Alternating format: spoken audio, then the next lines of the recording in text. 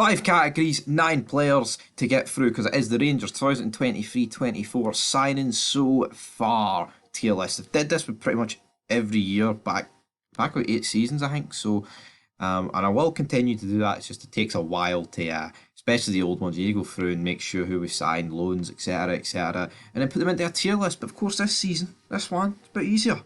Bit easier. We've got five categories, so we've got simply the best, good, more to come, bad, and simply the worst. Now I get it. If you're bad, there could still be more to come. But for me, if you're going in bad, I think there's not much more to come.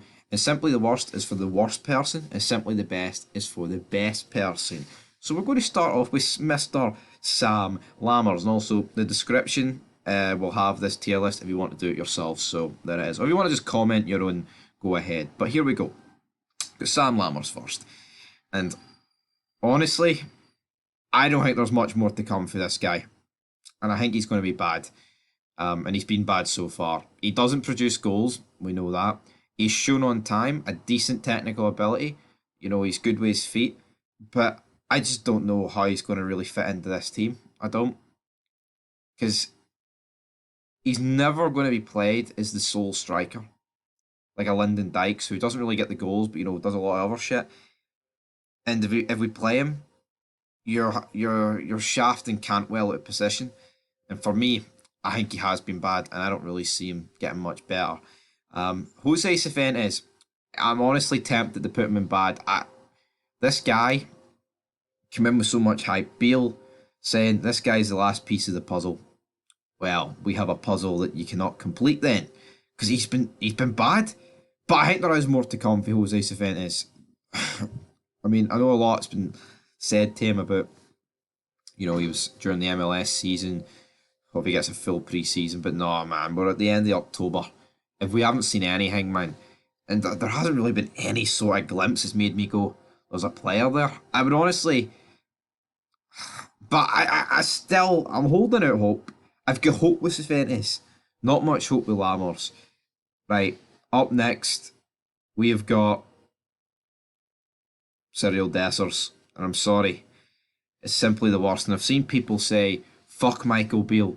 He made me hate Cyriel Dessers, right? And see Michael Beale, shite manager, but he's away. Thank you for your service. Blah blah blah. We can't just pin it all on Michael Beale. Cyriel Dessers has been shite this season, and whether or not Michael Beale, right, his tactics affected Dessers, how many chances did this guy miss? How slow and lethargic did this guy miss? How many times was he that? Sorry. So many times. Like with Morelos, he was slow and lethargic, but he still put the ball in the back of the net. You know, you can blame the manager to a degree, but I think so much blame is getting pinned on Michael Beale for a lot of these players. Like, yeah, he brought them in, but it's up for these players to perform for that badge. I mean, this guy said he would die on the pitch rather than lose to Celtic in the Old Firm. I didn't really see that, Cyriel, son. I did not really see that. Up next, we've got Danilo. I'm going to put him top of more to come. He got injured. I think he was about to hit a good stride of form, and then he got injured, sadly. And that's what we'll have to deal with, guys. Sadly, an injury for Danilo, but I can say there's more to come. Dujon Sterling, I'm going to put him behind Sam Lammers. I just don't see an awful lot with him. I don't. I honestly do not. I think he's just a guy who's there for rotation. He's a guy that's there in case there's any injuries, and that's pretty much it. Jack Butland for me, going in simply the best. I think it's a two-horse race between who's in simply the best or not, but here, that's who I'm going with. Up next with Leon Balogun. This may surprise a few people, but I'm actually going to put him in good. We brought him back, and see the games he's played, he's done well. He's done the job that he's been asked to do. He's just not getting picked. Because, you know, there's favourites. Suter, Davies, Goldson, those three. I honestly, I think the best defensive performance this season, one of them at least, was him and Suter against Livingston. And to me, he got dropped, and he's been nowhere near the team since then. And I don't really understand why. It's a pointless signing, but for me, in the games that he's played, he's been good. That's not to say, though, that by the end of this season, he's going to be our second best player, but honestly, that's what I'm going to do. Up next, we've got Abdullah Sima. Again, this guy got slaughtered at the start of the season. And you know what? He stuck his head down. He began to put a bit more effort in, and the goals and assists came. Instead of crying like serial fucking dessers, maybe take a leaf out of Seema's book, son, and start producing those goal contributions, and maybe you'll maybe stop getting slabbered about a wee bit too much, big man. And then that leaves us with our last player, and that is Kieran Doyle. I just don't really rate this guy. He's got a good goal against Livy, but there's just not much to him.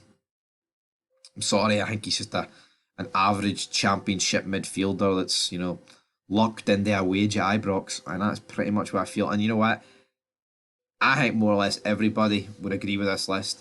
I think people may think, well, Balogun's way too high, but for me, the games he's played, he's been good. He hasn't been given any more games, so that's where we're going to leave this video, guys. Later on tonight, it is Sparta Prague Rangers match preview. Make sure you check over it in Fog Football. There'll be some Champions League fallout tonight, and I can guarantee you a certain team's going to be getting pumped, so that'll be fun. So leave your thoughts down below. But until then, peace.